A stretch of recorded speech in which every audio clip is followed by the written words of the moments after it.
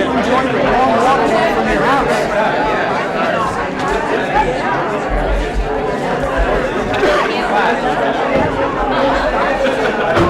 I got that just by reading.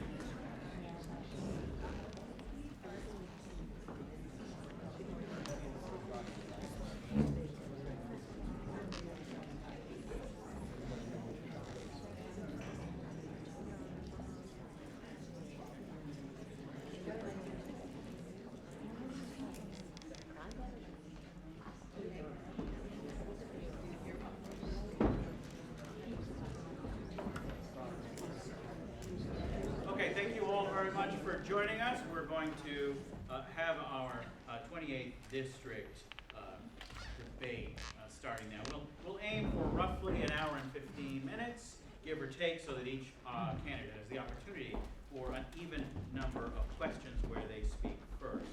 I want to thank our partners, the Fredericksburg Area Chamber of Commerce, the Freelance Star, the Young Democrats, the College Republicans here at UNW, the Legislative Action Committee of the Student Government Association, and the League of Women Voters. I also want to thank our panelists, Ted Schubel of WFEA Radio and Barbara Hollingsworth, editorial page editor of the Freelance Star.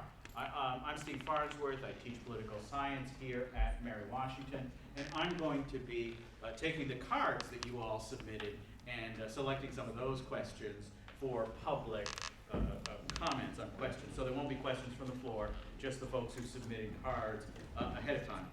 For a preview of coming attractions here at Mary Washington, there is an 88th House District debate, which will take place in this very room on Friday night, again at 7 o'clock. We also have a Senate District debate remaining, the 17th District, which includes Fredericksburg, Spotsylvania, and Points West. That's on October 29th. I also want to thank our students. We have Jeremy Engel and Jack Dyson as our timekeepers, and to show the candidates how this is going to work, we have signs for the amount of time remaining. There's 60 seconds with the green, 30 seconds with the yellow, and time is expired with the red. We will allow you to finish the sentence. You don't need to stop in mid-sentence, but do try to honor the time in fairness to the both candidates. I also want to thank Rachel Hodges and Samuel Hartz for the manning the question table as well. I'm going to turn it over to Susan Spears of the Chamber for our introduction, and we'll get started.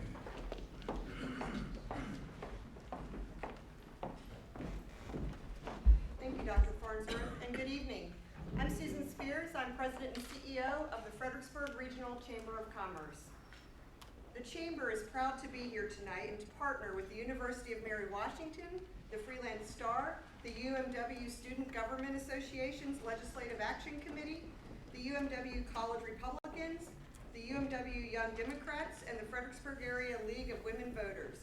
We are here tonight to host this important conversation of Virginia's 28th District delegate race, and we thank you all for being here and your willingness to serve the community. The Chamber of Commerce consists of more than 850 businesses in our region. That represents more than 38,000 employees throughout the Fredericksburg region. Earlier this year, Virginia was recognized as the best place for business in the United States. We are also the 7th best state for unemployment and the 9th best for median family income. But with that said, in our region, we have over $4 billion in critical infrastructure needs, and we have the distinction of being home to the worst congestion traffic hotspot in the entire country, and right here in this district that we'll be talking with you tonight. Business licenses for individuals under the age of 30, this is important because we're at the university, are at historic lows. And the unemployment rate for individuals 18 through 25 in the United States is at 17%. With over 99% of businesses in Virginia being small business, we need to find new ways to build our talent pipeline, educate our next generation of business leaders, and encourage entrepreneurship. We commend our candidates before us for their willingness to serve. These and other issues do not have easy solutions. Tonight, some here in tonight's audience are hearing from these two gentlemen for the very first time. We look forward to hearing your remarks. The questions for tonight's debate will be moderated by a panel, as Dr. Farnsworth mentioned. Dr. Stephen Farnsworth, he is a professor of political science and the director of the UMW Center for Leadership and Media Studies. Ted Schubel, here with WFEA Radio News. Hi, thank you, Ted. And then Barbara Hollingsworth, who is editorial page editor of the Freelance Star. Thank you all for doing this tonight. And with no further ado, I will now introduce our candidates. First, we have to my far right, your left, is Joshua Cole, who is the Democratic Party candidate. He works as Chief of Staff for Delegate Converse Flower. In addition, Joshua serves on the Stafford County Public Schools Superintendent's Equity, Diversity, and Opportunity Committee and the Greater Fredericksburg Area Interfaith Council. Joshua currently holds a position of president for the Stafford County NAACP. Thank you for being here.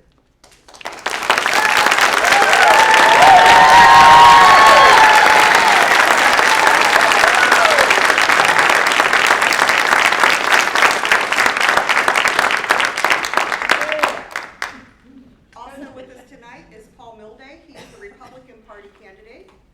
He previously served 12 years on the Stafford County Board of Supervisors, which included time as chairman of the board. Since ending his term on the Board of Supervisors, Paul has remained engaged with public policy and particularly regarding transportation. A businessman, Paul is president of Closet Interiors Plus, which he founded in 1986, and he is actively involved with groups such as the preservation of Stafford's Crow's Nest Peninsula, the Aquia Harbor Lions Club, the Stafford SPCA, and the North Stafford Rotary Club, to name a few. Thank you for being with us as well, Mr. Milday.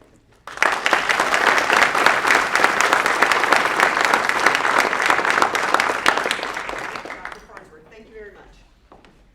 Thank you, Susan. I just want to make sure that the folks in the audience appreciate the rules that we've used here at Mary Washington. We invite all candidates who qualify for the ballot. We give the candidates an opportunity to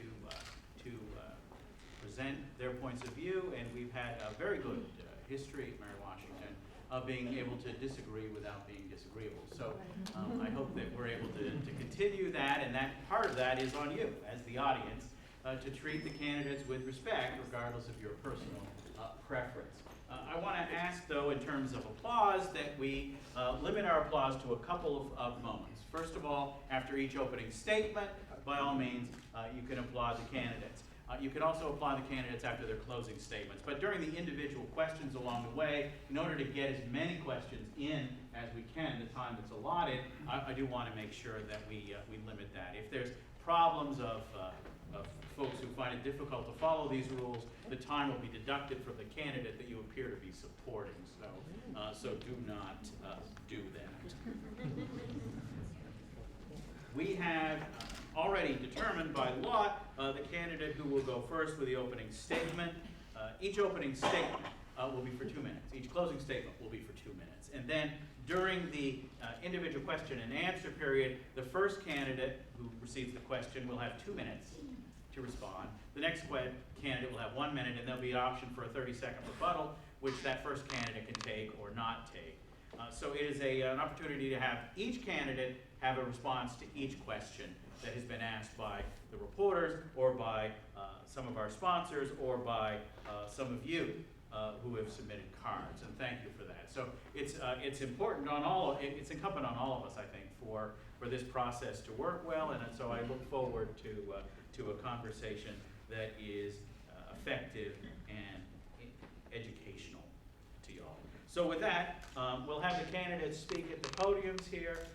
2 minutes, Mr. Mildy, the floor. Thank you. I want to thank everyone for coming, and thank the team that hosted this. I was thinking it was UMW, but FLS and the Chamber of Commerce and all the other partners. Thank you for doing this. I am Paul Milday. I served 12 years on the Stafford County Board of Supervisors. That ended about a year and a half ago. My final year was as the chairman of the board. On the board, I focused on quality of life issues, as you might imagine, working at a local board.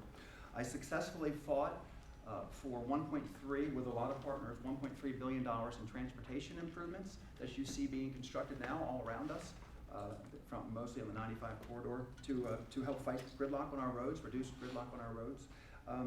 I supported budgets that raised teachers' pay, that built new schools and renovated many other schools.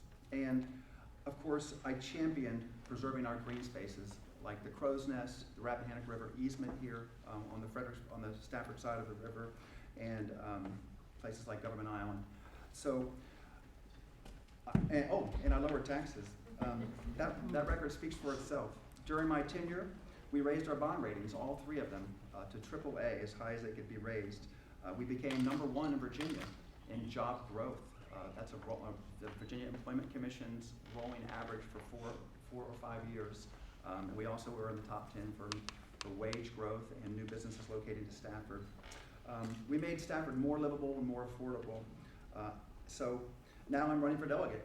I'd like to take that record of success and do the same thing for the region in Richmond. So thank you.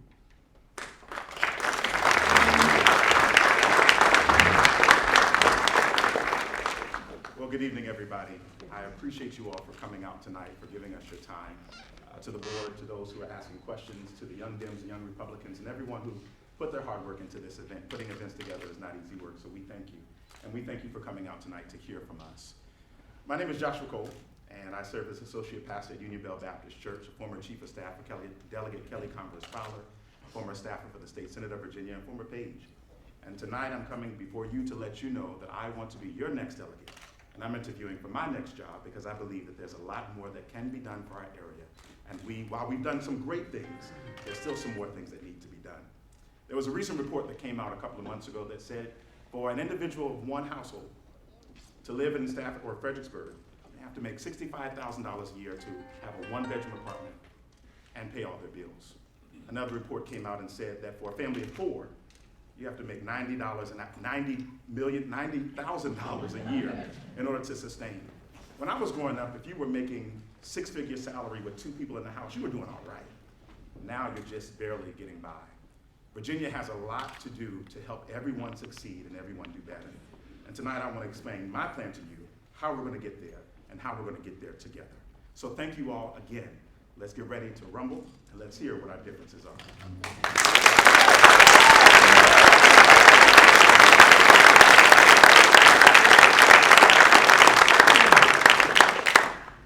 Again, we'll hold off on the applause during the question period that's about to start. Now, the first question goes to Mr. Milday from Barbara, with the freelance. Mr. Milday, your website states that you would bring the fight to Richmond to get the infrastructure funding the Fredericksburg area so desperately needs. And as Susan pointed out earlier, we have a $4 billion with a B problem in transportation, much of it due to neglect from the state for many decades. How would you close that gap? And would you advocate for a regional transportation authority or some other plan to get the money that we need? Thank you for the question, and I'll get to the answer to both parts of your question. Well, you know, who doesn't hate sitting in traffic? And as a business owner in Stafford that sends people to the DC area every day, I know that it's expensive, not just annoying, but it's expensive, and it hurts us as far as economic development. My experience on the Board of Supervisors allowed me to be very involved in transportation. It was something that I took a very keen interest in, and as a result, I ended up being on the Virginia Railway Express Board for 11 years, chairman twice, the FAMPO, Fredericksburg Area Metropolitan Planning Organization Board for 10 years, chairman 3 times, and multiple times chairman of the Stafford Infrastructure Committee. And those are the places where all of the money flows through when it comes to transportation. And working with regional partners and a Chamber of Commerce, I want to talk about how well we did in the last several years. We put a lot of pressure on Richmond. We brought $1.3 billion worth of improvements that you see everywhere up and down the 95 corridor. The Chatham Bridge is getting replaced soon, of course. The trails along the river. There's a lot of projects that are being funded, and I think that the way we did that is a good model on how we can continue to do that. I am not advocating for a regional transportation authority, although if I was your delegate and the boards in Stafford, Fredericksburg, Spotsylvania asked for it, I'd be happy to give them that. As of yet, only one, that's the city of Fredericksburg, has even asked for that authority, so it's not something that I would I'd run out and fight for right off the bat. Also, smart growth. Stafford County while I was on the board, we grew our economy. We passed 40,000 people working in place in Stafford, and we did a lot of other things like that to try to make sure people didn't have to get on the highways and building live-work communities. So the answer is I would do more of the same. I think we've had some great successes working as a team, and I'm not a big proponent of a regional transportation authority. I think we can do well without it. Thank you. Ms. Cole. Since 2017, when we were here 2 years ago in this exact same room, we have led the charge for pushing for a regional transportation authority. And if you've read the paper on Monday, they released a report that Freelance Star Education editorial board stated they wanted to see a regional taxing authority. So that's something that the people want. And I think the people are looking for leadership in how we're going to get there. By bringing a regional transportation authority to this area, we'll be able to generate funds. We are continuously falling behind on infrastructure and public transportation projects, whether it's behind Northern Virginia, whether it's behind Hampton Roads, whether it's behind Richmond, and now because of I-81, we're going to fall further behind. And with growth being the biggest problem for this region, an RTA is necessary. That's how we will bring funds here. And yes, I support an RTA. Second rebuttal? Sure. And so, as I said, I'm very well aware of how RTAs work, how Smart Scale works, how the funding works, and I don't oppose an RTA. But right now, none of the boards have not asked for it, and Fredericksburg does not generate enough money to do it on their own. And so, I think it's premature. It's not something the state would impose on us. It has to be requested from a local level up. Ted asked a question to Mr. Cole first. Mr. Cole, on healthcare, your thoughts on the current system and what you'd like to see changed? I think it's no surprise that healthcare is a serious issue for many of us. Even for those who do well, some people still struggle to pay their bills, whether it's prescription drug costs or whatever have you. In 2018, we were super excited to see the Medicaid expanded. And we do give honor where honor is due, and we thank Delegate Bob Thomas for leading that fight and making that expansion with the rest of the General Assembly. We recently learned that over 20,000 citizens in the Commonwealth of Virginia, thanks to the Medicaid expansion, now receive the necessary health care and mental health needs that they need in order to help fight their opioid epidemic. If we were to repeal the Medicaid expansion, one happens, those 20,000 citizens lose access to the mental health care they need. And over 300,000 citizens of the Commonwealth of Virginia will immediately lose health care, 4,000 which belong in Stafford County. One of the other things we've been leading is a push to cap prescription drug costs at $100 a month. We saw Colorado lead that charge. We want to bring that here to Virginia. And we've seen another delegate introduce legislation already to cap insulin drug costs at $30 a month. People are struggling, and they're struggling to survive. Our inalienable rights are life, liberty, and the pursuit of happiness. You cannot pursue life, liberty, and happiness while you're sick. We need better, in order to make sure you're working and doing what you're supposed to do, you need to be able to provide well, live well, get to work on time, and do well while you're at work performing. You can't do that if you don't have access to health care. Yes, and this is the toughest question probably we'll get. I'm a father who insured my children and still insure one, and I was very happy that Obamacare let me keep one until he was 26, and I have every intention of keeping the other until she is 26. And I'm an employer who provides the option of insurance to my employees. I understand the challenges. This is the challenge of our time, I think. I do believe healthcare accessibility and affordability is a basic right. But what I know doesn't work is a one-size-fits-all program. The government takeover of healthcare has been ruining our healthcare, the healthcare for people that aren't on it. Costs are going up, accessibility is going down, deductibles, co-pays, premiums are all skyrocketing. We are watching an erosion of our current healthcare programs at the expense of a horrible system. I think Medicaid is a bad example. I agree with the prescription drug cost capping, insulin medicine capping. I believe in the healthcare savings accounts that should have been used. The Chamber of Commerce, this Chamber of Commerce supported, I'm out of time. I'll catch up in another minute, another chance. Okay, the next question is an audience question. Polls show that voter turnout in Virginia is very low, particularly in non-presidential years. What do you see as the best solutions to encourage greater participation of voters on Election Day? Would you, for example, favor extending voting hours? Would you support same-day registration? What ideas would you have in mind to deal with this? And this question goes first to Mr. Miller. Sure, this is an easy one. I support all of those, both of those ideas. I think anything we can do to make it easier for people to vote. But I do, of course, believe that you should have to show some type of identification when you vote. That might be where I fall apart with my opponent, but I don't know. Anything voting before the election or on the day of the election or absentee voting. 1 minute. I certainly believe expanding access to voting. I do agree that voters should show ID, and that's why I think it's able that we can expand the type of IDs that are acceptable when you go to vote.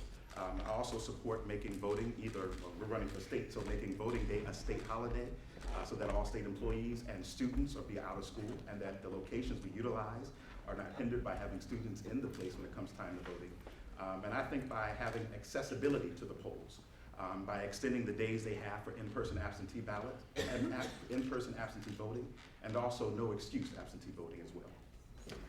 Just quickly, I think we're on the same page, except having been on a board of supervisors and working with a school board, it's not that easy to take a day off of school whenever you want to. So I might push back on that a little bit. And of course, a holiday sounds like if it's a paid holiday, I would question the expense involved in doing that.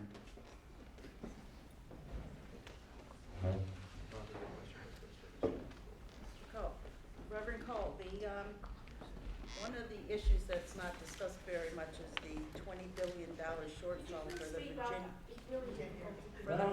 Virginia retirement system is $20 billion in the hole. And this is the pension system for our policemen, our firemen, our teachers, and our state employees. What do you intend to do if elected to put this system on a more sustainable level? Thank you for that question. As a previous state employee, of course, I had the privilege of feeding into the VRS and being a recipient of that as well. I think what we have to understand is that whoever we send to Richmond has to be a strong advocate for fighting for that. We can reallocate certain funds in the state budget. Every year, Virginia has a surplus in the budget, and we're grateful to Democratic leadership. Ever since Governor McAuliffe has come in, we have consistently had a surplus in the state budget. And so we can go down into Richmond and create a reallocation of funds to go specifically towards that and see an increase in that over the time that we have down there. Yes, I think the only answer, of course, is to make sure that the state prioritizes what funding it has. But one way to make sure that they have enough funding to go for something that's such an important item, something that's a commitment we've made to our employees, is to not take on other things that are going to destroy our budget. Medicaid expansion, one size fits all, Medicare for all, things like that, or will just on a state level will cost it. They're already competing with our K through 12 and our public safety, and we can't afford to keep adding new expensive programs in Richmond, and also take care of the commitments we already have. I would agree with that. Here's the only caveat, since we're going back to the Medicaid expansion. When we agreed to do the Medicaid expansion, the federal government agreed to pay 100% of that until 2020. They're not doing that. They're only paying 93%. And by 2020, the Virginia state government would be covering 90%. So we're already covering our costs for Medicaid expansion already. Mr. Milty, what do you favor for a minimum wage? What do I favor for minimum wage? Well, I'm not for the $15 an hour minimum wage that we were hearing a lot about in the national campaigns for the Democratic nomination for president. Really countless, all the studies show that minimum wages actually cost jobs. The Congressional Budget Office has said that the cost of a $15 minimum wage would be 1.3 million jobs. This is supposedly a nonpartisan, objective study. I also think that minimum wages, high minimum wages, accelerate automation. If you look around, you go to any of the local McDonald's that have been renovated, you're going to find that instead of ordering from a person, you're ordering from a machine. So I think, again, the way to take care of people's, giving them a working wage, a living wage, is to make sure the economy is growing and giving people opportunities to work and excel and make money. Also, the minimum wage, setting a minimum wage, and imagine here $15 an hour, and setting that same wage for a place like in rural Southwest Virginia or Bristow, Virginia, would be devastating to them. The cost of living is 3 times as much here or in Northern Virginia, even more to the point, than in South Virginia. So again, these one-size-fit-all notions, they sound good, but I think that we can prove they just don't work. They cost jobs, and they put the people that are the most vulnerable, that make the least amount of money, out of work. Those are the first jobs that go. Yeah, that's it. Thanks. Thank you for the question. Yes, I do support a $15 minimum wage increase for the state. Now, this is also very key to understand. We have something in the state of Virginia called the Dillon Rule, which prohibits localities from setting the state minimum wage, basing it on index. I'm not advocating to remove the Dillon Rule, but to negotiate, renegotiate, and change the state code where localities are able to set their minimum wage, just like Mr. Milday said. Here in Stafford County, you may need $16, $17 an hour to survive, but in Chilhowie, in Southwest Virginia, and Abingdon, you may not need that. So I think that the General Assembly needs to raise the state minimum wage based on index. But also, it's key to understand that Maryland is higher than us, DC is higher than us, and y'all, guess this, West Virginia is higher in the state minimum wage than Virginia is. So why can't we raise the state minimum wage and base it to index?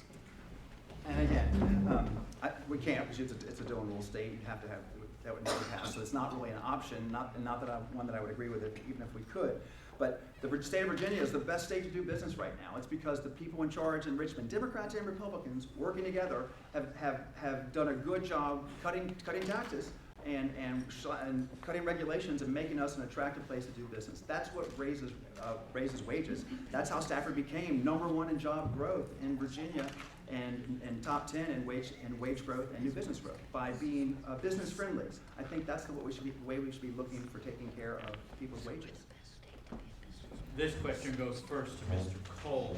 What kinds of legislation would you put forward to curb mass shootings in Virginia?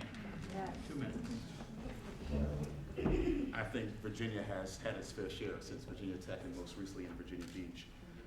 What we're looking at is, one, not confiscating guns, but protecting public safety. That is extremely key. 91% of Virginians, according to a 2017 Quinnipiac poll, stated that they supported universal background checks. Universal background checks just simply means whenever you purchase a gun, that there would be a background check done on you. Currently, if you buy a gun online, possibly, or if you go to a gun show, that's not going to happen all the time. So universal background checks just simply means overall. Another thing we need to make sure we're including is something called red flag laws.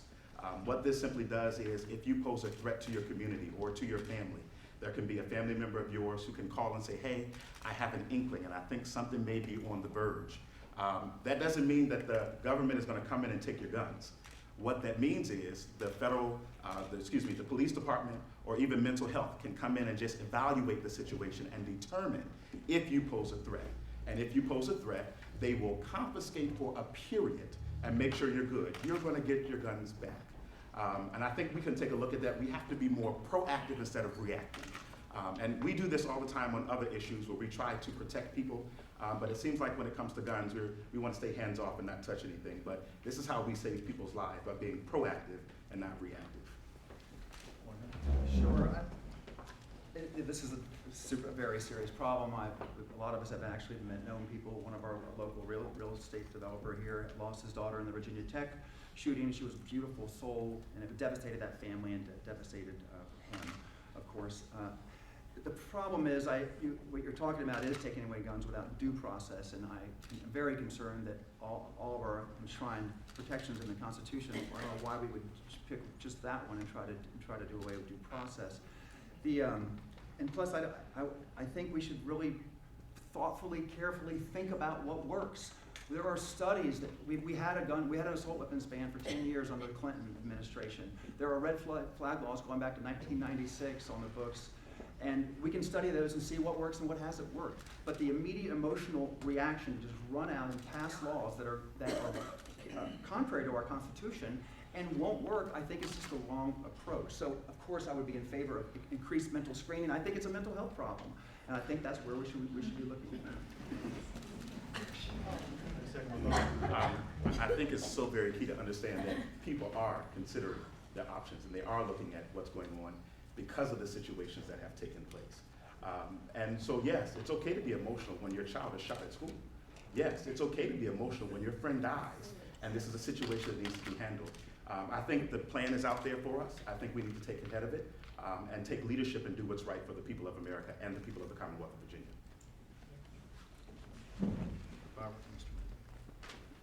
Mr. Milday, following up on the gun issue, you criticized Governor Northam for proposing gun control legislation, which you said none of which would have prevented or even mitigated the very shooting used to justify them.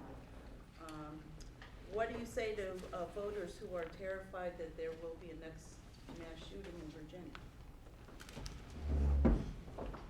Well, again, it's a legitimate fear. What we're seeing we don't know what's causing people that we work with or study with to wake up or at some point decide they want to kill people in mass amounts. The governor's legislation was a confiscation bill. That bill would have allowed the state to have a mandatory buyback on semi-automatic weapons. Now, mind you, there's a difference between an assault weapon and a semi-automatic assault style weapon. I don't know that everyone knows the difference or cares, but again, it's emotional. People getting killed is a big deal. How do you fix it is the question. It's a mental health issue. Senator Craig Deed's son stabbed him 12 times before taking his own life. They knew he needed help. They tried to find him a place to get treatment, and even a state senator could not find a bed or a room for his son before he committed this horrific crime. And so it has to focus on mental health. That is what is causing this. Rushing to change something so sacred and so important in our Constitution, without thinking this through and looking at what works, is not the right approach. I would favor any kind of smart legislation that still protected law-abiding people and allowed them to keep their weapons. I don't want to come after people that already have proven they can safely possess their weapons without causing harm to the public. I think ultimately, when we talk about the legislation that was introduced, the problem is a lack of leadership. The Republican General Assembly pulled us all in. The governor called us in. They sat there for 90 minutes, and they enjoyed the privilege of having morning hour where they just got to talk back and forth at each other. And then when it came time to have a debate on the legislation, they called and adjourned the session. That's not leadership, that's cowardice. And if the GOP refuses to take action, we will vote out their seats and we will replace them. Point blank, period, full stop.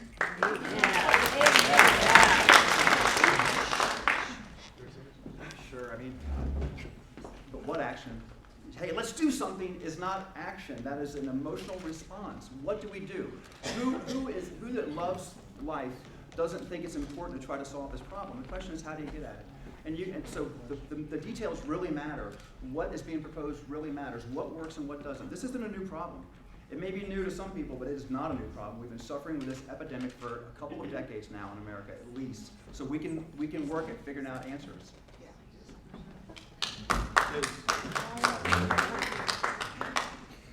Mr. Cole, your thoughts on the Equal Rights Amendment?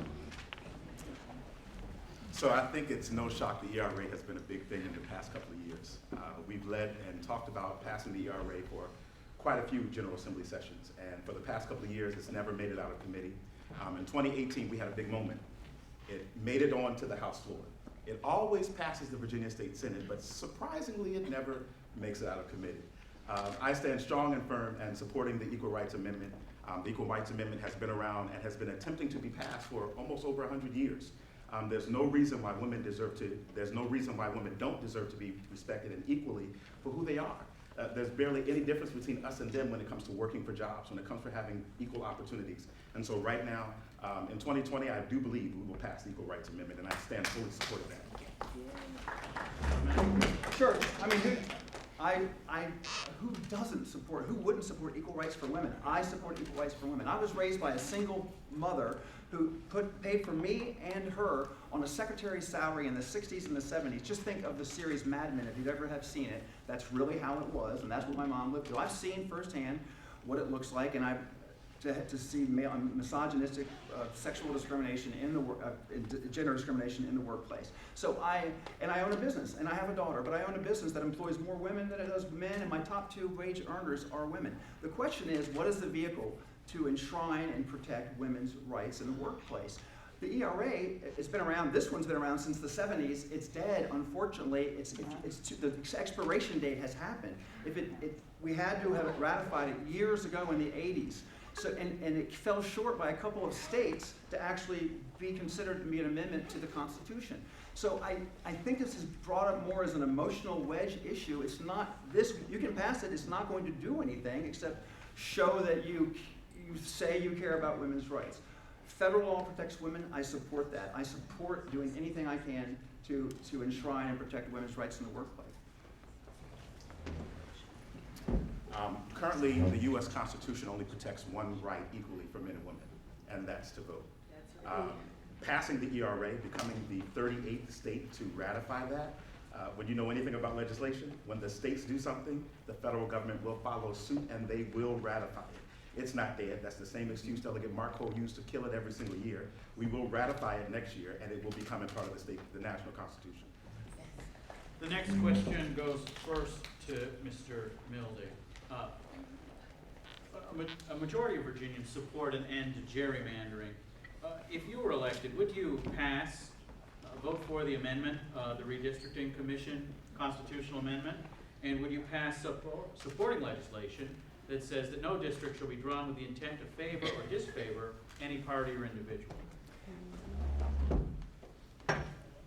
Yes, I think I can say I signed up with that. Is it One Virginia, Virginia One?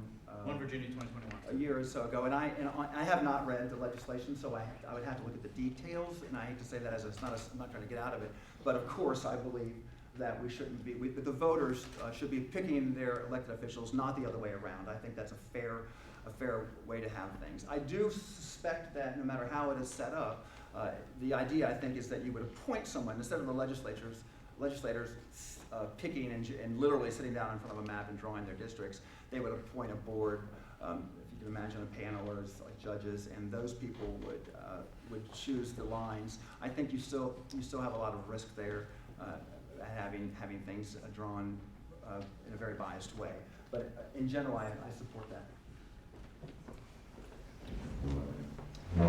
One Virginia 2021 has been leading a great charge for the redistricting reform for the past couple of years. The legislation that was introduced and passed this past year created a third-party independent commission that put a board together of 8 constituents and 8 legislators who would come together and they would deliberate and draw lines that were fairly, not just fair on the basis of location, but also fair on the basis of race. We saw what just happened a couple months ago with the redistricting and the new districts that were drawn for over 11 districts here in Virginia. I do support that legislation. It's not perfect. I do think that the governor deserves to have some input in that. The current legislation has no input from the governor. I do think the governor deserves a little bit of input on that. And there's still some other things we need to do. We can push for making sure that House districts and Senate districts don't cut up and split up small localities, i.e. the city of Fredericksburg. So I stand in full support of that legislation and also legislation that would help alleviate some of the issues with that legislation. I have no response. Barbara goes first. Reverend Cole, Could you speak up, please? Okay, I'm sorry. Last September, when you were running for the House, you tweeted out that, quoting Reverend William Barber, that the only, quote, "the only ICE we need is inclusion, community, and equality." At the border, a 43-year-old convicted child rapist who had been convicted for assaulting a 4-year-old girl in Spotsylvania County and had served just 2 years of a 50-year sentence, was caught trying to sneak over the border in El Paso. Was ICE correct in deporting him in the first place? I think it's very key to understand. ICE has been a federal organization that has been used to protect our borders. There are some who are leading the charge to abolish ICE. Haven't gotten there yet. But I think what we need to do is comprehensive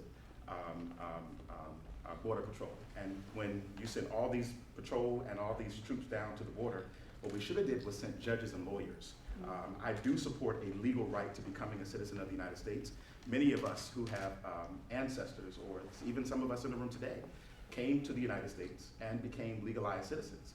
And I think we need to support a legal way to become a citizen. We boost our economy by many people coming to America.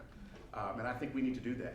As it relates to the incident with the individual, I do think they were right in deporting him if he posed a threat to America. Also, this is key. There are more white men who commit crimes in America than there are illegal immigrants committing crimes. And so I think we need to take a look at a good hard look at what's happening on our soil first and handle that situation first. 1 minute. Well, of course, it was the right thing to do, and it needs to be done more often. And what he tweeted is a lot. It sounds a lot. That's what I read when I read tweets from you, is that you are not in favor of ICE. That tweet does not sound like you have room for ICE, and I do support ICE. I think that our state and our localities, the cities and the counties, should work with all federal agencies, including ICE. I think criminal illegal aliens should be, in the cases that they're requested, handed over to ICE. I think that makes sense. It's about safety. So I don't know what you mean when you think the only ICE is the one with compassion. And of course, we should administer all of our law enforcement with as much compassion as possible. And I know that sounds like an oxymoron, but it is possible. But we have to protect our borders. We have to have a legal way for people to come to this country. And of course, everyone here, right, is a product of some point of some immigration.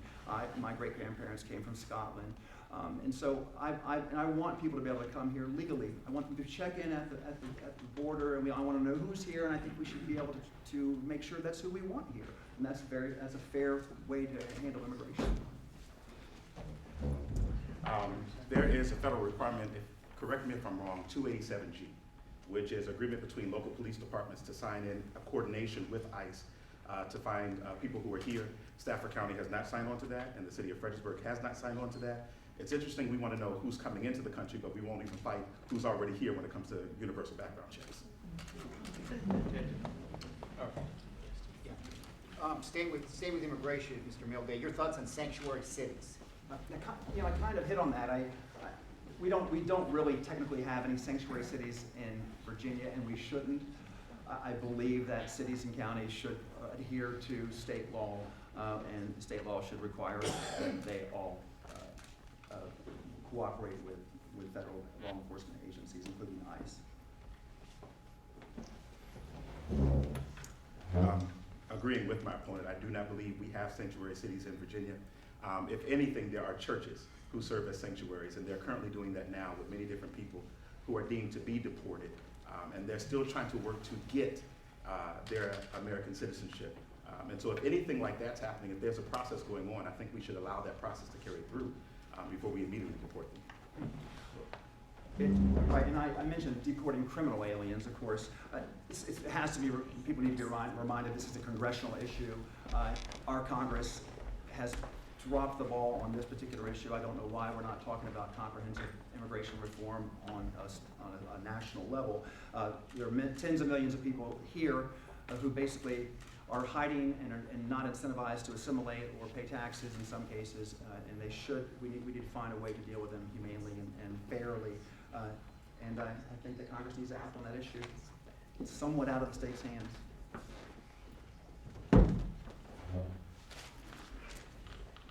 This question goes first to Mr. Cole. It's an audience question. How can higher education be made more affordable for today's college students?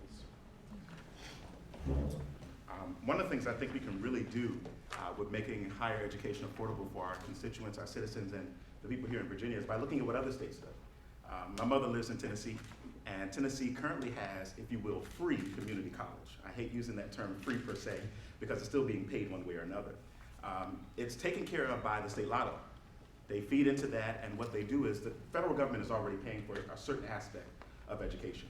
And so whatever is left over, the state is able to pay with the state lotto. And if you think about it this way, when you go to a community college in Virginia, you're automatically guaranteed acceptance into a public university in Virginia. So if we cover with the state lotto, let's say whatever's left over after the Pell Grant or other scholarships, you cover that, they go to Germanna, they work while they're at Germanna, they save their money, and by the time they graduate, they did what they did, and they have a scholarship and money in the bank to go to UVA. And then we appreciate what Governor Ralph Northam did with the G3 initiative. They have to spend 1 year feeding back into Virginia's economy by going into the workforce. And so we already have the plan there. It's just about having the leadership that's going to put the right legislation in place when we get to Richmond. I respectfully disagree that there's any free money laying around in Virginia that hasn't been allocated or is unaccounted for. The Virginia lottery is a great example of politicians promising they were going to supplement K through 12 education with the proceeds, and all they did was literally took that money, put it into K through 12, and took out the same amount of money and used it somewhere else, which is one of the huge risks with things like transportation authorities and trying to section off a certain tax revenue for a certain purpose. My daughter just graduated from JMU this year, 5-year degree. Of course, I helped pay for that, and I'm not bitter, but she promptly decided to move to Hawaii to use her coveted JMU business degree.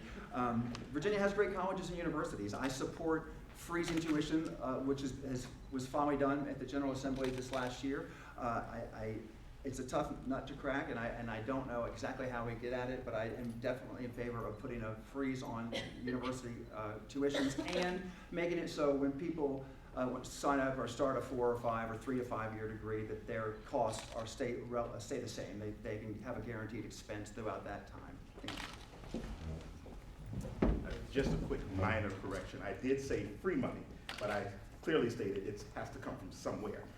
So with the state lotto, what we do, we look at the state lotto. When it was created in the 80s, it was used to fund education fully. We'll take the blame. The Democrats took it away first in 1992, and consistently now only 28% of the proceeds from the state lotto goes towards education. We need to return that money where it goes back to, and we need to make sure that we can fully fund education. Mr. Milday, Andrew Pollack, the father of a student who was killed at the Marjorie Stoneman Douglas High School in Parkland, Florida, has just come out with a book claiming that the Broward County school system trained its principals not to cooperate with police and report serious felonies, including threats by the shooter to kill and rape other students. Would you support legislation making such reports mandatory? I am a little bit familiar with this gentleman's ideas, and that's about as much as I've heard as well, that he believes that some of these mental health issues or crimes that are committed by kids when they're 15, 14, 13, whatever, before they're 17 or 18, they become sealed and no one has access to them, and they're never used and to try to weed out people that might do harm like that to themselves or mass killings.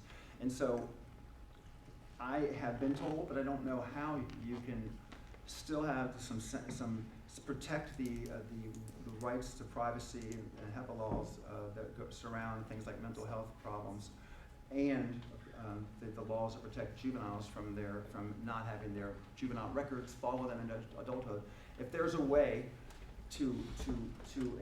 yes, the answer is yes. If we can find a way to do that safely without creating more problems, I would absolutely, because I do believe this is a mental health issue, and I do believe we saw lots of cases. It wasn't just that shooting, the one in Ohio. That man, when he was a child, had done many things that, had they been able to be made public, would have kind of given someone a clue that he might be a danger to society at a later time. So I think the answer to my opponent's befuddled conundrum is red flag laws. I also believe what we need to do, I've worked as a behavior aide in the Richmond City Public School System. And while certain files may be locked, we were aware of certain issues that students were dealing with. And so while that's not on the books now, it's something that can be implemented. We are already handling some of these issues. We already know that certain children have certain issues. Certain families have certain issues. And one of the days we deal with that is, sadly, some of these kids go to other schools.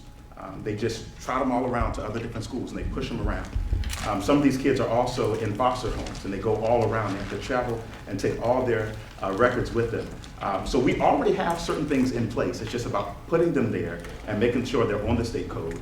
And we have to protect people, but also with care and compassion. We know that what people are dealing with, well, let me take that back. We may not know what people are dealing with, but at least we know how to handle them with care and loving kindness. Before you start my time, will you repeat the question, please? The question is, would you support legislation making reporting of crimes by students mandatory, with reporting to police and law enforcement. Right, and I answered the question, I just wanted to make sure I understood the rebuttal comment. I don't think that has anything to do with red flag laws. But I do think that we should be able to make that information available to more people so that we can try to see these things coming. Reverend Cole, climate change, your thoughts on climate change? Should Virginia be doing more? I absolutely believe that Virginia should be doing more. You guys just called me Reverend Cole. It's no secret that I'm a preacher. And one of the things that we believe, especially in Christianity, at least on our side, is that the earth should be protected and that we are the stewards of the earth. And we should protect everything that's around us because at the end of the day, if we don't protect it, it's going to go away. That's where we stand right now. If we continue going down the path we're going, we will not have a future for my children. I don't even have kids yet, and we won't have a future. It's imperative that we protect our environment. It's imperative that we do all that we can. That's why we led the charge in 2017 by first signing a pledge to reject money from Dominion Power so that when we got into office, we could hold them accountable for the atrocities that they're doing.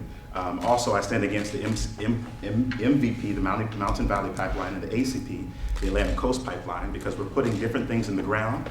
And there's legislation on the books that when you put things into the ground, if you're an organization or a corporation, you don't have to tell the people in the communities what you're putting in the ground. I stand with Union Hill fighting against the compressor station that's down there. And Virginia has the opportunity to lead.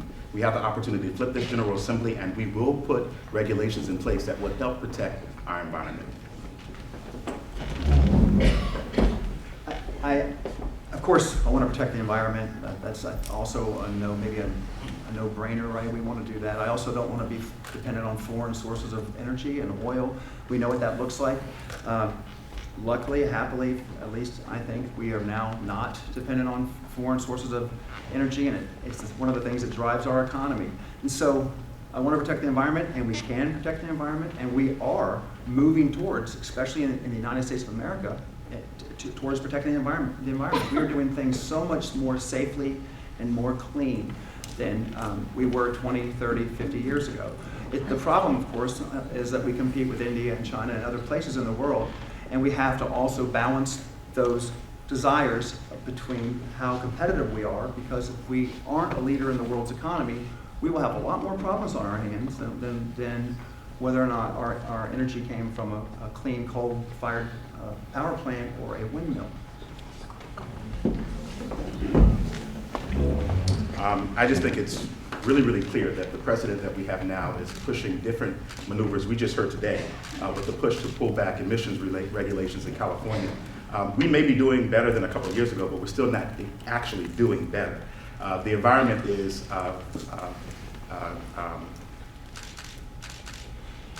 lost my train of thought there. The environment is regressing at a more faster rate than it was 20 years ago. And so we have to make sure we have the regulations in place to protect them. This is an audience question, goes first to Mr. Mildy.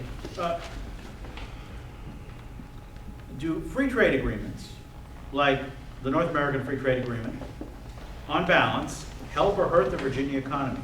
And do tariffs help or hurt the Virginia economy? Well, in general, I think my economic theory is that tariffs are a horrible idea, but I understand the context that they are being used to basically try to negotiate deals and to counter tariffs that are already being in place, or effective tariffs, manipulating money, currencies, foreign currencies against us. So in a perfect world, we would not have tariffs. We would have just competition between countries. I don't know. I believe, but I'm not sure, that the MCA and some of these free trade agreements are going to be a net gain to Virginia. And I've never been asked that question. But I believe them to be a net gain to the United States of America, which is something that I care just as much about.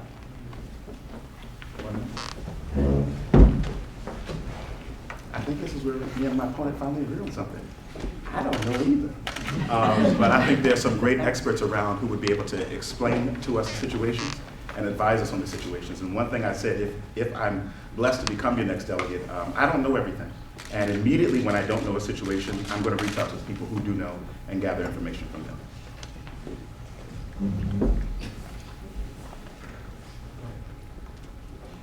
This goes first. Reverend Cole, if elected, would you work to repeal Virginia's right to work law? Thank you. I think I've been stated on record a couple of different times that I would like to repeal the right to work law in Virginia, and this is key to understand. That word is very tricky. When you hear right to work, you think that, oh, you're going to be able to, you have the right to work. Yeah, no, what that really means is you don't have the right to organize. You don't have the right to link up with common people who work with you and fight for better working relations, better working requirements, better working environment. And so I stand to repeal the right to work. We saw the legislation that was introduced by Delegate Lee Carter this past session, and they left them out high and dry. We have some great, awesome workers who are union workers who are relying on that repeal. This does not mean that you are being forced to join a union. This just simply means you have the ability to unionize and come together as a collective union. Well, it is good to hear you finally come out and say that you're in favor of repealing the right to work, because I thought you had hedged around that before. It's a horrible idea. It's one of the things that makes Virginia's economy great. Again, it's not a coincidence that we are a right to work and that we have one of the best economies in the country and that we're one of the best places to do business. The right to work means you can't be compelled to pay union dues. That's what that means. Now, you don't have to join the union, but you can be forced to pay the dues. And that is just grossly unfair to have that, give that advantage to a union. Of course, this is funded by and supported by all the unions. I know that my opponent is endorsed by, at last count, 4 or 5 unions because they love the idea of being able to compel people in a workplace in Virginia to at least pay union dues and basically force them to organize. You can still organize. My brother is a Teamster. He works in Virginia in a milk plant. I mean, you can be a union member in Virginia. That's crazy to think that you couldn't. You just don't have to be, and that is a good thing. We shouldn't make people join unions and pay dues. I didn't come out of the closet on this issue today. I've been stating since 2017 we need to repeal the right to work. So that's no secret with me. I think it's also key that we understand that while Virginia may be leading #1 in the nation for business, Oxfam report has put us dead last for workers' rights. That means we fall behind Washington, D.C., which technically isn't even a state. Where do they do that in? And so for workers' rights, we're saying that, okay, cool, we're going to look out for the businesses. We're going to look out for the corporations, but boo you. You don't deserve to get yourself together. You don't deserve to come together. But I think it's key for us to understand, in order to have successful businesses, you also have to have working people that can succeed as well. That concludes the questions that we're going to ask tonight of our candidates for office. And so in a moment, we'll hear 2-minute closing statements from each of them. Mr. Cole will go first. Before we do that, though, I want to, first of all, thank the folks who co-sponsored this event with us. Thanks above all to University of Mary Washington students, especially the College Republicans, the Young Democrats, and the Student Government Association Legislative Action Committee. Thanks in particular to Sam Hart, Rachel Hodges, Jack Dyson, Jeremy Engel, who helped collect the questions and offered up the timekeeping. Thanks above all to Lisa Marvashti of the University Relations Office, who made sure that you all knew about this and could join us here today. The final thing I would mention is that thanks to all of you. You demonstrated once again that we can have public events in the Fredericksburg area and behave far more civilly than some of the national audiences that you might see on cable television. Thanks finally to our co-sponsors, the Chamber of Commerce, the Freedom Star, the Fredericksburg Area League of Women Voters, and the journalists who agreed to ask questions tonight, Ted Schubel, Barbara Hollingsworth. Thanks too to the candidates for being willing to serve and to subject themselves to the sometimes unpleasant nature of answering questions that you don't know are coming in public life. So let's give our candidates a round of applause. And then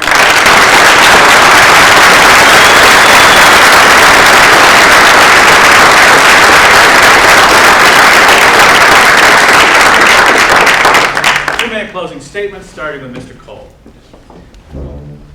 Well, tonight we begin the journey. This is the first opening debate that we've had, and there will be many to come. But on November the 5th, we decide what area and which way our state is going to go. I think it's key to understand that we need leadership in Richmond who will fight past what others are saying, what your party says, and fight for the better good of the individuals. I hate being negative, but we've seen my opponent has been on the Board of Supervisors for over 12 years, and over 12 years, our traffic in this area has only worsened. That does not deserve a promotion to Richmond.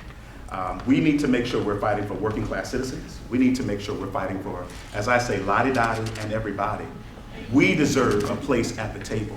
And when we make it to Richmond on November the 5th, you will have a voice in Richmond. Now, you may not know this, but this is National Hispanic Heritage Month. And one of the things I love, I was just with Dolores Fuerte yesterday, and she had a statement that gave me so much hope.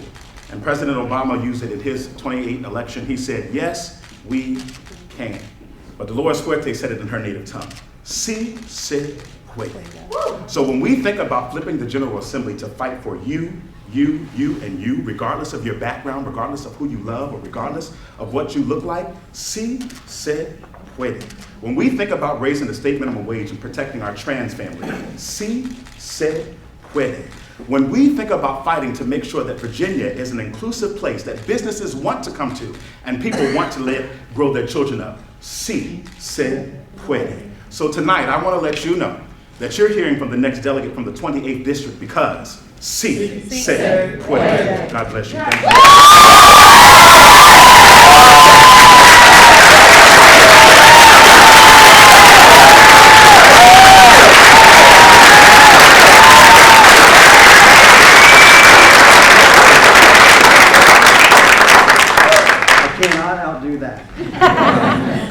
But I will tell you this, if somehow I do, by God's grace, end up as your delegate in Richmond, you will still have a seat at the table.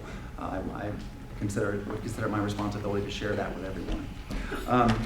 Yeah, I'm grateful for everyone here. It's been you're right, it's a very kind and polite audience. I was worried when I saw the red shirts. I thought, oh, it's going to be rough, but it wasn't.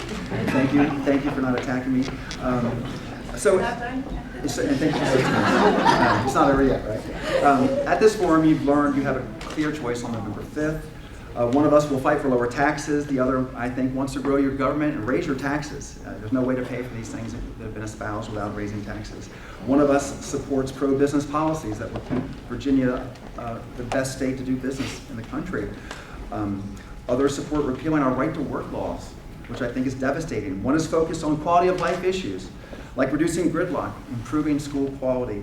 The other wants the government to take over your health care and for you to pay more for the energy that you need to get around or to heat your home and fuel your car. But if we agreed on every issue, only one of us has a proven record of making government work for you. To more parks, 10,000 acres of preserved green spaces in Stafford and conservation forever, to funding transportation, which it's still a mess, but you can see it. You can't deny all the orange cones and the construction projects going on. Unfortunately, we didn't get into the transportation mess that we are in overnight, and it takes a long time, especially with government work, to make that happen. But we did. On my board, Jack Cavalier's in the audience, we've been fighting for some of these improvements for over a decade. Courthouse Road interchange, 6 lanes across the Rappahannock River, just the count the hot lanes all the way down to, and additional lanes all the way down to Route 3. So, and a AAA bond rating, all 3 of them raised to AAA in Stafford County. My record shows that I keep my promises and I fulfill my commitments. I have a proven record of accomplishment. I'm Paul Milday, and I ask you for your vote on November 5th.